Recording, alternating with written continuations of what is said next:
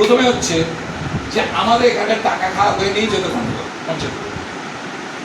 পঞ্চায়েতের টাকা আসে ডেভেলপমেন্টের জন্য। আমাদের পঞ্চায়েত ভোট করতে দিল না এই কারণে তো। যদি বলতো পঞ্চায়েতের কোনো টাকা আসবে না তাহলে মারপিট হতো। পঞ্চায়েতের টাকা আসে, আর আসে রাজ্য সরকারের মাধ্যমে, আর আসে কেন্দ্রীয় সরকার। কেন্দ্রীয় সরকারের যদি বিরোধী সাংসদ যদি আমার এলাকায় থাকে, সে কত পাবে বছরে? কত? অনেকবার বলেছি, ভিডিও করে দেখা, 5 কোটি টাকা বছর। বুথের সংখ্যা কত পুরুলিয়া লোকসভায়? 1959, অর্থাৎ প্রায় 2000 হবে। 5 কোটিকে 2000 দিয়ে ভাগ করলে কত হবে? মোরালেস 25,000। বিরোধী দলের সাংসদ 25,000 টাকার বেশি বছর ডেভেলপমেন্ট আনতে পারবে না।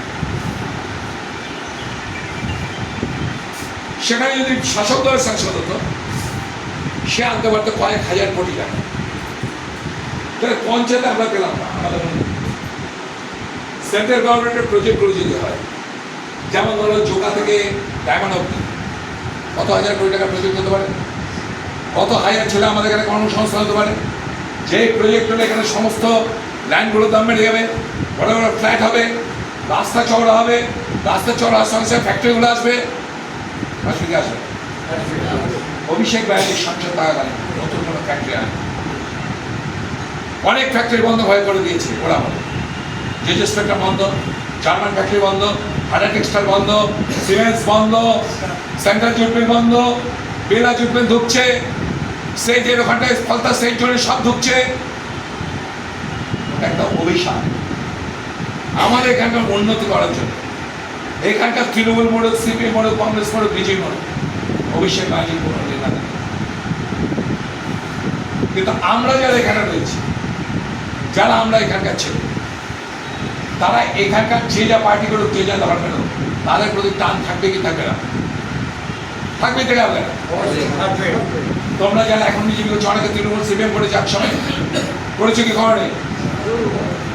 তাহলে বাকি যে তৃণমূলের লোকেরা আছে, যারা আমাদের উপর অত্যাচার হয়নি, তাদেরকে আমরা অ্যাবজর্ব করতে পারবো কি পারবো না? তারাও তো অত্যাচারিত। কিরকম বিষয়টা?